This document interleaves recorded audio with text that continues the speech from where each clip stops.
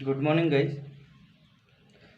हमारे यूनिट चल रहा था कक्षा 6 की राजस्थान अध्ययन की बुक में से जल संसाधन एवं संरक्षण, जिसमें हमने जल संसाधन के बारे में पूरा पढ़ लिया था, नदियाँ वगैरह जो भी थी पढ़ ली थी।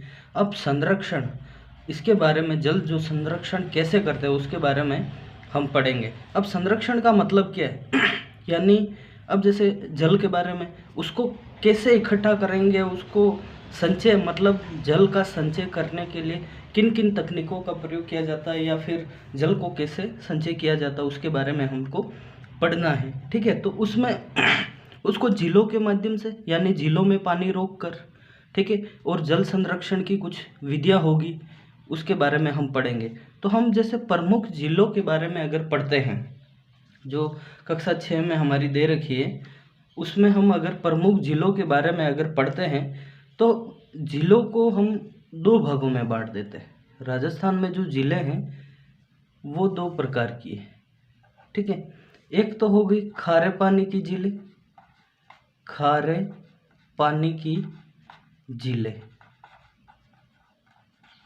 ठीक है, और एक हो गई ताज़ा पानी या मीठे पानी की, ताज़ा या मीठे पानी की झील की झील हो गई। ठीक है, अब इनको हम याद कैसे करेंगे, कौन कौन सी प्रमुख झीलें हैं उनके बारे में हम पढ़ेंगे। तो देखिए, ये हमारा यूनिट चल रहा है तो इसमें मैं ट्रिक भी बताऊंगा और ट्रिक के साथ पूरी डिटेल के साथ बताऊंगा, क्योंकि ये जो हमारा यूनिट चलता है हम इसमें डिटेल से पढ़ते हैं। तो सबसे पहले अगर हम लें तो खारे पानी की झीलें लेते हैं। ठीक है, अब खारे पानी की झीलें लेते हैं तो ये झीलें बहुत सारी है, इसलिए मैं इसमें एक ट्रिक बता देता हूँ आपको, वो ट्रिक आप पूरी याद कर लेना। अगर आपने खारे पानी की झीलें याद कर ली ट्रिक से तो मीठे पानी की ऑटोमेटिक आंसर राइट हो जाएगा, क्योंकि आपको पूछेंगे निम्न में से कौन सी झील मीठे पानी की है, तो 3 झीलें तो खारे पानी की दे देंगे और एक मीठे की दे देंगे। तो अगर आपको खारे की याद है तो मीठे का राइट करना और मीठे की याद है तो खारे का राइट करना, इस तरीके से आपका हो जाएगा। तो मैं इसके खारे पानी की झीलों की एक ट्रिक बता देता हूँ, उस ट्रिक के हिसाब से हम चलेंगे। ठीक है, और ये हमारी डिटेल्ड वाली क्लास है, यानी यहाँ पर हम डिटेल में पढ़ते हैं, इसलिए हम इन झीलों के बारे में जो जो संपूर्ण जानकारी होगी वो पढ़ेंगे। ठीक है, तो खारे पानी की झीलें। अब एक महिला है, ट्रिक बता रहा हूँ मैं, एक महिला है, वो बाजार में जा रही है, तभी उसके पीछे कुत्ता पड़ जाता है, वो जोर से चिल्लाती है, क्या बोलती है, बाप रे बाप रे साड़ी का पल्लू, बाप रे साड़ी का पल्लू कुत्ता फाड़े। क्या चिल्लाई, बाप रे साड़ी का पल्लू कुत्ता फाड़े ना हो, मतलब ना हो, अपनी भाषा में बोलते हैं ना हो। या क्या चिल्लाई महिला, क्या चिल्लाई, बाप रे साड़ी का पल्लू कुत्ता फाड़े ना हो, यानी कि ना हो। अब कौन कौन सी झीलें इसमें, ये सारी की सारी अपने खारे पानी की झीलें हो गई। ट्रिक क्या है, बाप रे साड़ी का पल्लू कुत्ता फाड़े ना हो। ठीक है, बाप से अगर हम देखें तो बाप झील जोधपुर, बाप झील कहाँ पर है, जोधपुर में। ठीक है, ये हो गया आपकी फर्स्ट बाप झील। रे से रेवासा, रे से रेवासा झील, ये कहाँ पर है, सीकर में, कहाँ पर है सीकर में। ठीक है, नेक्स्ट है सा से क्या हो गया, सांबर झील, सा से सांबर झील। ठीक है, और ये कहाँ पर है, सांबर झील, ये है। अब इस सांबर झील के बारे में विशेष ध्यान रखना, ये जयपुर, नागौर और अजमेर तीनों जिलों में फैले हुए। अब ऑप्शन में अगर आ गया तो आपको किसको राइट करना, ध्यान रखना, ये जो सांभर झील है ये प्रशासनिक दृष्टि से जयपुर में आती है। ठीक है, प्रशासनिक दृष्टि का मतलब ये सरकार के सरकारी जो कागजात है उनके अंतर्गत ये जयपुर के अंतर्गत आती है। ठीक है, इसका विशेष ध्यान रखना सांभर झील का। फिर नेक्स्ट है डिडवाना। अब इस एक मिनट, इस सांभर झील का हम थोड़ी डिटेल में और बात बता दूं मैं सांभर झील के बारे में। अब जो ये सांभर झील है ये राजस्थान की सबसे बड़ी खारे पानी की झील है, सबसे बड़ी खारे पानी की झील है, सबसे बड़ी खारे पानी की झील है, इसका विशेष ध्यान रखना। ठीक है, कौन सी? सांबर झील, राजस्थान की सबसे बड़ी खारे पानी की झील। ठीक है, यहाँ से, इस सांबर झील से प्रतिवर्ष यानी हर साल देश का 8.7% नमक का उत्पादन होता है इस सांबर झील से। ठीक है, और इसके बारे में एक क्वेश्चन अभी 2-3 सालों से बहुत ज़्यादा हाईलाइट है कि इसमें कौन कौन सी नदियाँ आकर मिलती है। तो एक तो ध्यान रखना, रूपनगढ़, मेंथा हो गया, उसके बाद खारी खंडेला हो गया, ठीक है, उसके बाद एक तुरंतवती नदी और आकर मिलती है इसमें, तुरंतवती नदी और आके इसमें मिलती है। तो इन चीज़ों का विशेष ध्यान रखना आप सांबर झील के बारे में। राजस्थान की सबसे बड़ी खारे पानी की झील है, देश का 8.7% नमक उत्पादित करती है। रूपनगढ़, मेंथा, खारी खंडेला और तुरंतवती नदी आकर इसमें मिलती है। अब इसके बारे में कभी कभी एक प्रश्न और आ जाता है सांबर झील के बारे में। तो सांबर झील के बारे में ध्यान रखना, इसको 1919 में, इसको जो सांबर झील है इसको 1919 में आर्द्र भूमि घोषित किया गया। अब आर्द्र भूमि का मतलब क्या हो गया? रामसर साइट घोषित किया गया। किसको?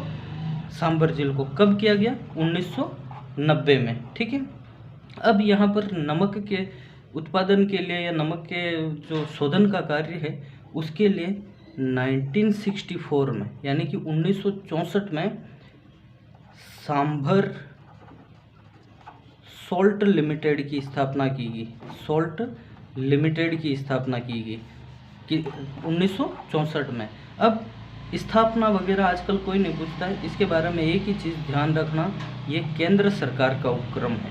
ठीक है, केंद्र सरकार का उपक्रम है यानी कि सेंट्रल गवर्नमेंट का ये उपक्रम है। ठीक है, इस बात का आप विशेष ध्यान रखना। अब एक चीज़ और है, अभी ताज़ा एक घटना हुई थी यहाँ पर 2019 में। यहाँ पर 2019 में एक घटना हुई थी, यहाँ पर बहुत सारे पक्षी मारे गए थे। ठीक है, जो अखबारों में बहुत दिनों तक चला था।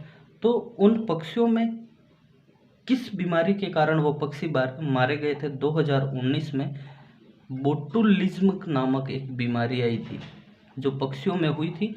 कहाँ पर? सांबर झील में। बोटुलिज्म नामक से हजारों पक्षी मारे गए थे। ये सांबर झील से संबंधित मैं डिटेल बता रहा हूँ। ठीक है, और एक चीज़ और इसके बारे में ध्यान रखना सांबर झील के बारे में, यहाँ पर फ्लेमिंगो नामक विदेशी पक्षी विचरण करने आते हैं। फ्लेमिंगो, ठीक है, फ्लेमिंगो नामक विदेशी पक्षी विचरण करने के लिए यहाँ पर आते हैं। ठीक है, ये तो हो गया सांबर झील। अब नीचे है, ये है डिडवाना। ठीक है, डिडवाना झील, डी से डिडवाना झील। डिडवाना कहाँ पर है? नागौर में। डिडवाना कहाँ पर है? नागौर में। अगर हम डिडवाना झील के बारे में बात करें, तो इसका नमक जो है, नमक खाने योग्य नहीं है। ठीक है, इसका विशेष ध्यान रखना, खाने योग्य नहीं है। किसका? डिडवाना झील का। इसका नमक खाने योग्य नहीं है। क्यों नहीं है? क्योंकि इसमें जो सोडियम सल्फेट है ना, सोडियम सल्फेट, उसकी मात्रा अधिकता होने के कारण डिडवाना झील का नमक खाने योग्य नहीं है। अब खाने योग्य नमक नहीं है तो इसका उत्पादन क्यों करते हैं? इसका उत्पादन इसलिए करते हैं क्योंकि इस नमक का उपयोग कागज और चमड़ा उद्योग में इसका उपयोग किया जाता है। कागज और चमड़ा उद्योग में। ठीक है, ये हो गया आपका डिडवाना। फिर है का से कावोद झील। का से कावोद झील, ये कहाँ पर है? जैसलमेर। कावोद कहाँ पर है? जैसलमेर। ठीक है, फिर नेक्स्ट ट्रिक के बारे में हम भी बात करें। प से पंचपदरा। पचपदरा झील ये कहाँ पर है? बाड़मेर में। कहाँ पर है? बाड़मेर में। ठीक है, प से पचपदरा झील। अब इस झील का जो नमक है वो सर्वोत्तम किस्म का है। सर्वोत्तम जो खाने योग्य नमक है वो इस पचपदरा झील का है। विशेष ध्यान रखना, जिसमें 98% सोडियम क्लोराइड पाया जाता है। सोडियम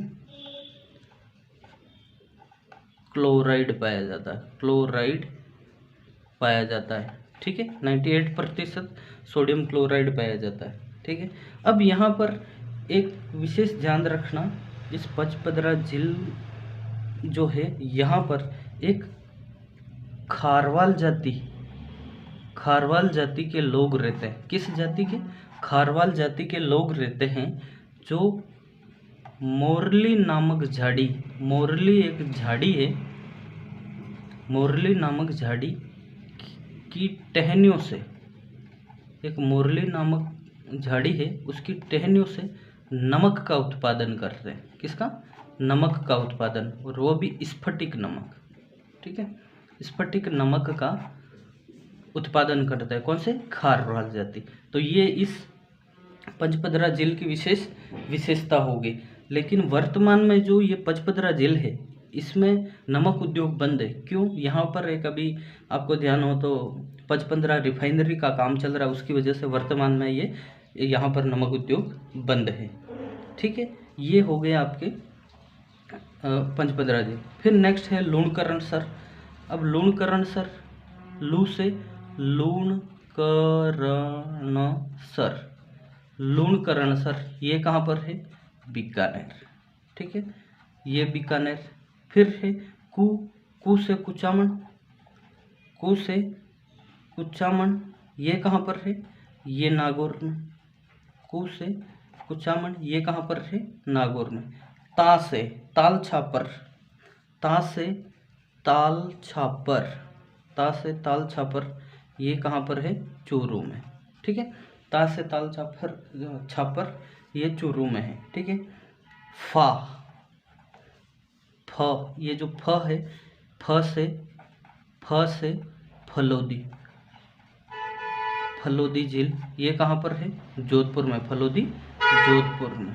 ठीक है, डे से डेगाना, डे से डेगाना, डेगाना कहाँ पर है?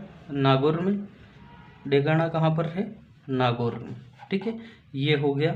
फिर नावो, नावो ना से नावा झील, ना ये जो नावो है, ये जो नावो है इससे नावा झील, नावा झील। ठीक है, नावा झील कहाँ पर है? नावा झील नागौर में। कहाँ पर है? नागौर में। तो ये आपकी जितने भी खारे पानी की झीलें हैं ये सारी की सारी होगी, और उनके बारे में जितनी भी डिटेल्ड थी वो सारी की सारी मैंने बता दी।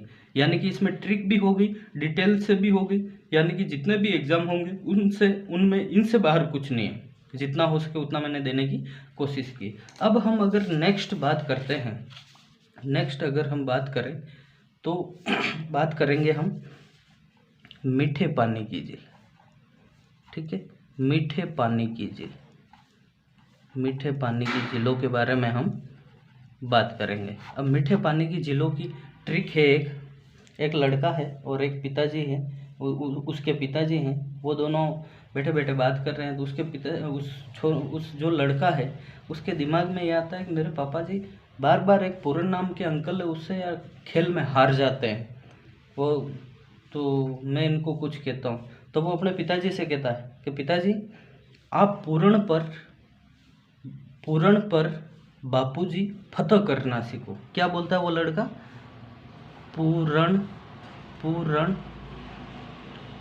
पर हटा दो, पूरण पर बापूजी फतेह करना सीखो, यानी उस पर आप जीतो। क्या किसको कहता है? अपने पिताजी को कहता है कि आप पूरण पर फतेह करना सीखो। पूरण अंकल जो हैं उन पर फतह करना सीखो, को है ये। ठीक है, अब पी से क्या हो गया? अब ये सारी की सारी मीठे पानी की झीलों की ट्रिक है। ठीक है, अब पी से अगर हम देखें मीठे पानी में तो पी से सभी को पता ही है, पिछोला झील, पिछोला झील कहाँ पर है? ये उदयपुर में। उदयपुर में कहाँ पर है? उदयपुर में। अब इस पिछोला झील के बारे में हम अगर डिटेल से पढ़े, डिटेल से भी देखते रहेंगे साथ में साथ इसका जो निर्माण है, निर्माण जो है राणा लाखा के समय पिच्छू नामक बंजारा ने, पिच्छू बंजारा ने करवाया। पिच्छू बंजारा ने करवाया, ठीक है। क्यों करवाया? बेल की स्मृति में, इसके बेल की स्मृति में, यानी बेल की याद में कह दो या फिर स्मृति में इस पिछोला झील का निर्माण करवाया, जो कि उदयपुर में है। अब इस पिछोला झील से संबंधित कुछ महत्वपूर्ण जानकारी है, उसको हम देख लेते हैं। इस झील के किनारे गलकी नटनी का चबूतरा बना हुआ है। गलकी नटनी का चबूतरा बना हुआ है।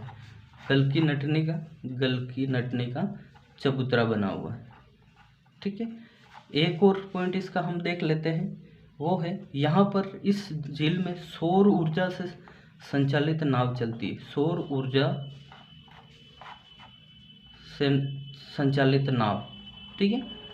ये इसकी मुख्य विशेषता है। सौर ऊर्जा संचालित नाव कहाँ चलती है, ये अगर पूछा जाए तो पिछोला झील में। फिर है यू, ये पू है ना, यू से क्या हो गया? उदय सागर। क्या हो गया? उदय सागर झील। उदय सागर झील का निर्माण उदय सिंह ने। इसके बारे में जानकारी अगर हम लें तो इसमें आयड़ नदी का पानी आता है। किसका? इसमें आयड़ नदी का पानी आता है, और ये आयड़ नदी इस झील से आगे निकलने पर बेड़ज के नाम से जानी जाती है, ठीक है। आयड़ नदी का पानी आता है, लेकिन ये आयड़ नदी उदय सागर झील से आगे निकलने पर बेड़ज के नाम से जानी जाती है। और उदय सागर झील कहाँ पर है? उदयपुर। कहाँ पर है? उदयपुर, ठीक है। फिर आर से अगर हम देखें तो आर से कौन सी झील है? राजसमंद झील। आर से कौन सी है? राजसमंद झील। ये कहाँ पर है? राजसमंद डिस्ट्रिक्ट में। कहाँ पर है? राजसमंद डिस्ट्रिक्ट में, ठीक है। ये कहाँ पर है? राजसमंद डिस्ट्रिक्ट में। अब अगर हम राजसमंद के बारे में बात करें डिटेल से, तो निर्माण तो इसका राज सिंह ने करवाया, ठीक है। निर्माण तो इसका राज सिंह ने करवाया।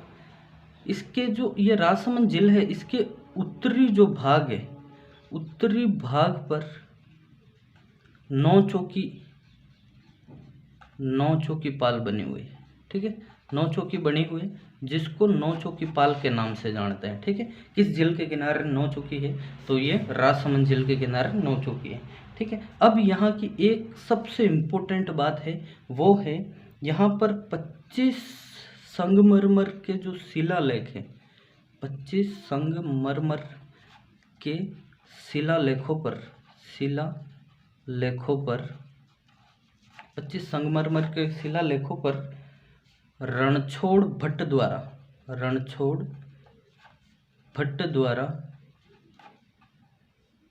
राजस्थान का इतिहास लिखा गया है, जिसको राज प्रशस्ति कहते हैं। क्या कहते हैं? राज प्रशस्ति, जो दुनिया की सबसे बड़ी प्रशस्ति है, ठीक है। इसका सबसे बड़ी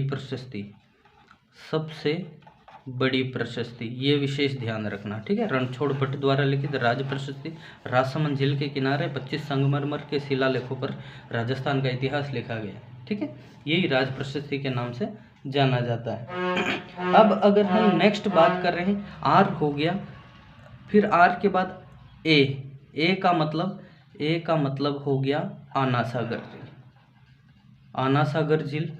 ये कहाँ पर है? ये है अजमेर में। कहाँ पर है? अजमेर में। और आना सागर जो झील है, इसका निर्माण अर्णोराज ने करवाया। अर्णोराज एक चौहान शासक थे, जिसको आनाजी के नाम से भी जाना जाता है, ठीक है। अर्णोराज ने करवाया। फिर ए हो गया, फिर एन से हो गया, ये जो एन है, एन से हो गया आपके नक्की झील। कौन सी झील? नक्की झील, राजस्थान की सबसे ऊंची झील, ठीक है। अब ये ज्वालामुखी द्वारा निर्मित क्रेटर झील है। ज्वालामुखी के फटने से वहाँ पर खड्डा हुआ, तो ये एक क्रेटर झील है, ज्वालामुखी द्वारा निर्मित क्रेटर झील है। लेकिन इसके बारे में मान्यता है कि इस झील की जो खुदाई है, वो देवताओं और ऋषियों के नाखूनों से खोदी गई।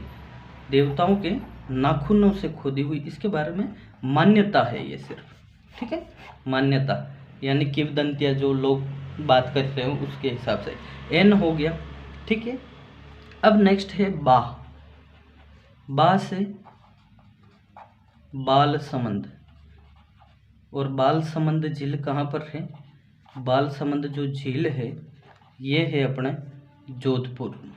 बाल समंद झील कहाँ पर है? जोधपुर में। फिर है पू।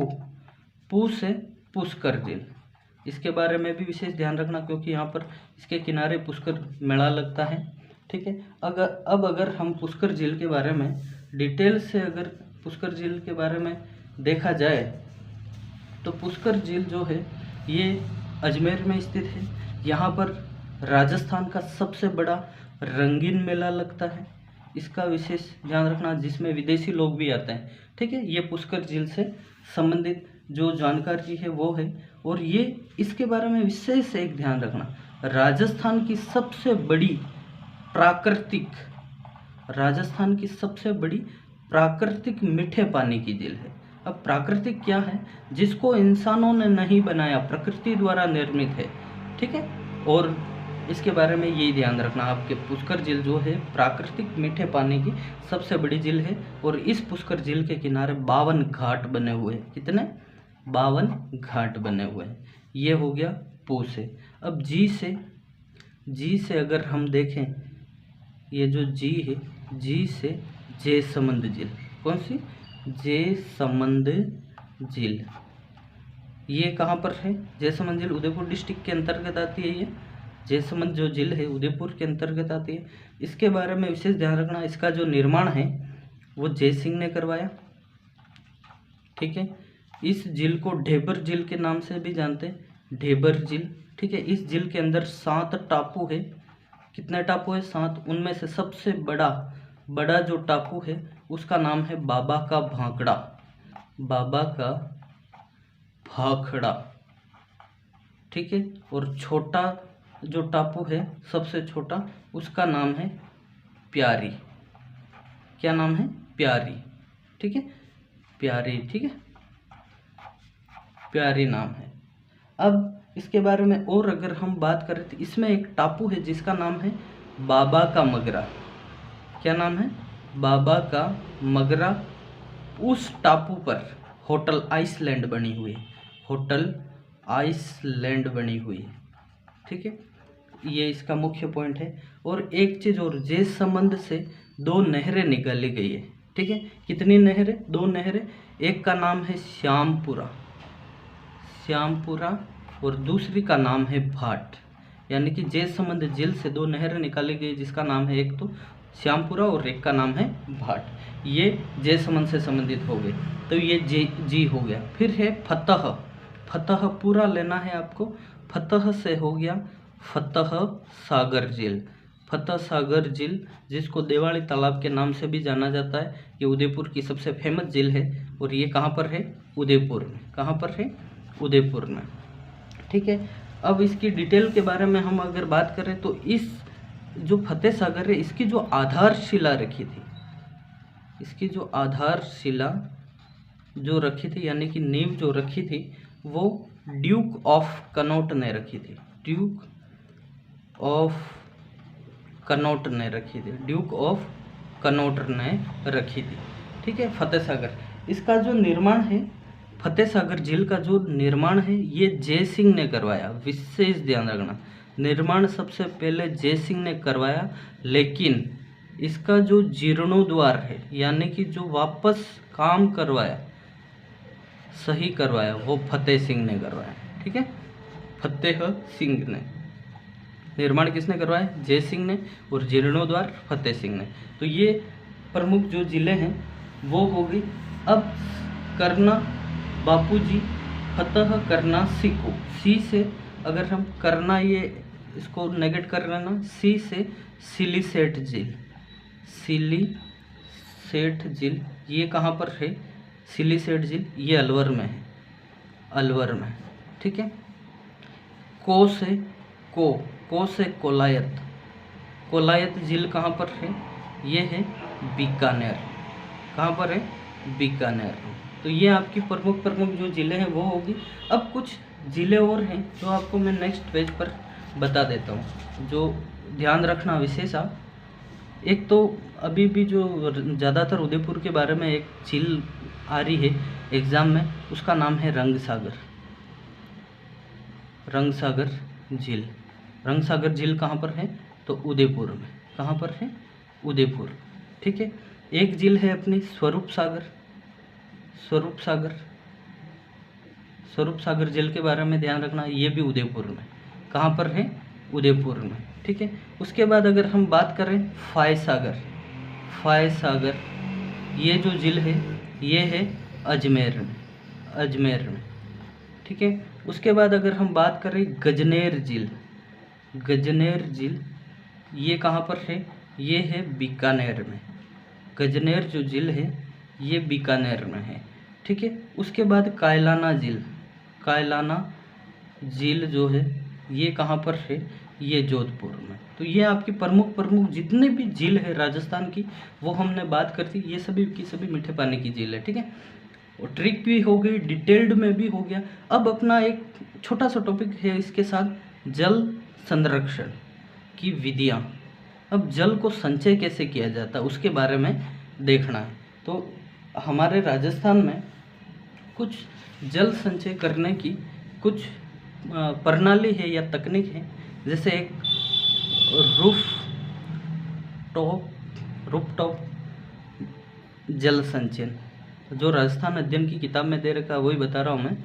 रूफ टॉप जल संचयन, इसमें क्या किया जाता है? घर की छत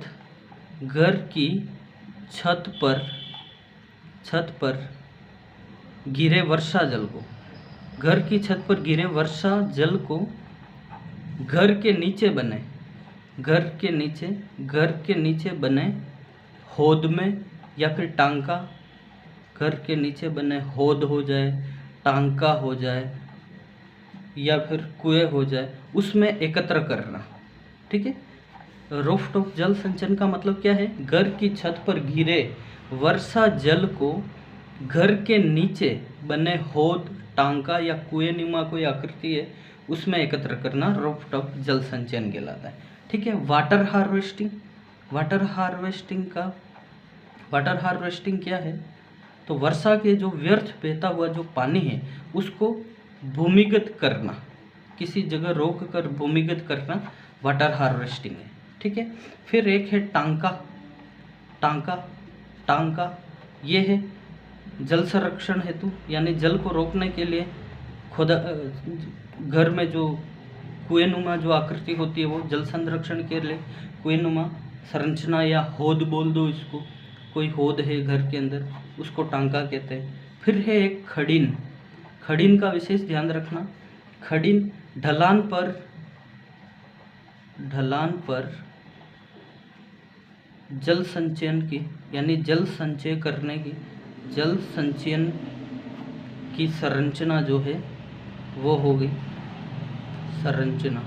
ठीक है। और एक है अपना जोहड़, मोस्ट इम्पोर्टेंट है, इस जोहड़ का विशेष ध्यान रखना।